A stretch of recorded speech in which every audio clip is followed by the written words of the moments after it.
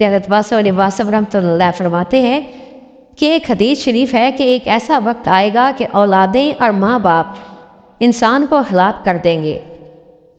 وہ وقت بڑا مشکل ہوگا، اس وقت بہتر ہوگا کہ تم بے شک شادیاں نہ کرو۔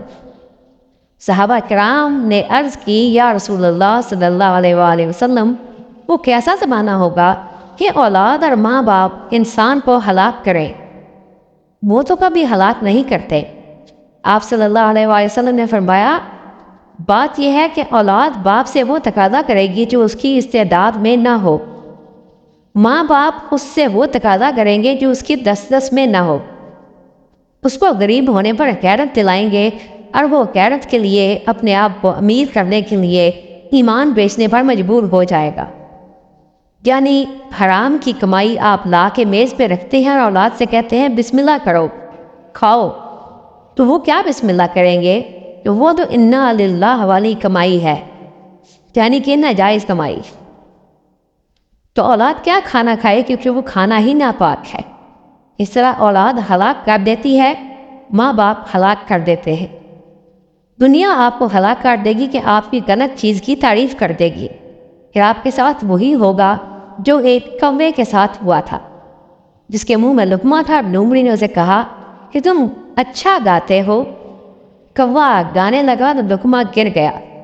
تو انسان اس طرح ہلاک ہوتا جاتا ہے جب دنیا کی مرضی سے چلتا ہے، نفس کے مطابق چلنے والا بھی ہلاک ہوتا جاتا ہے۔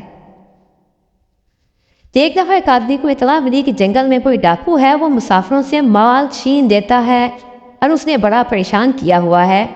تو وہ بابا جی گٹھڑی لے کے وہاں چلے گئے۔ ڈاکو نے کہا گٹھڑی رکھ دو۔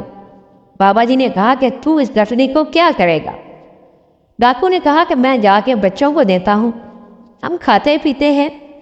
بابا جی نے کہا کہ یہ گٹھڑی لے جا، اس میں مال بھی ہے، تو اپنی اولاد سے اور ماں باپ سے پوچھ کے آ کہ اگر اس عمل کی وجہ سے تیری کبھی گرفت ہو گئی تو کیا وہ تمہارا ساتھ دیں گے؟ تو وہ اپنے گھر گیا اور ان سے کہا کہ ایک بابا وہاں بیٹھا ہوا ہے اور اس نے یہ سوال کیا ہے، کیا تم میرا ساتھ دو گے؟ انہوں نے کہا ہم تو نہیں کہتے کہ تو حرام لا، تو جائز کمائی لا، ہم کھانے والے ہیں، تو جو بھی لائے گا ہم کھا لیں گے۔ اگر تو ناجائز کمائے گا تو اس ناجائز کمانے کے عمل کا ذمہ دار تو خود ہوگا۔ تو وہ مقام ایسا ہے جہاں بھائی کے کام نہیں آئے گا، باپ بیٹے کے کام نہیں آئے گا، ماں اولاد کے کام نہیں آئے گی، تو کوئی کسی کے کام نہیں آئے گا۔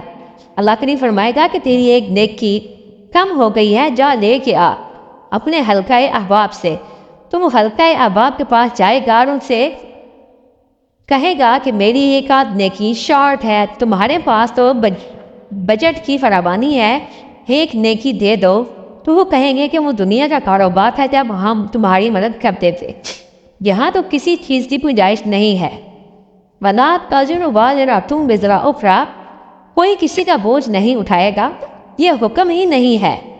حتیٰ کہ وہ ماں کے پاس جائے گا، ماں کہے گی کہ میں نے تجھے خون دیا، تو دایا، لیکن یہاں نیکی دینے کا حکم نہیں ہے۔ باپ بھی مدد نہیں کرے گا، پھر وہ منہ لٹکائے واپس آئے گا۔ اللہ تعالیٰ فرمائیں گے کہ تو نے مجھے ان لوگوں کی خاطر چھوڑا اور آج ان میں سے کوئی تیرے کام نہیں آیا، یہ الگ بات ہے کہ میں تجھے معاف کر دوں۔ آخر جب کام میری رحمت نے آنا ہے تو وہ لوگ جو رحمت کے راستے میں رکاوٹ ہے تو خود ہی ان سے نجات پا۔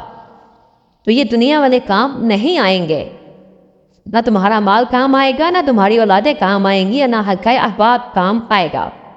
وہ لوگ جو کندھے سے کندھا ملا کے بیٹھتے تھے اور انہوں نے آخر میں جنازے کو کندھا بھی نہ دیا، دنیا میں ایسے ہی ہوتا ہے۔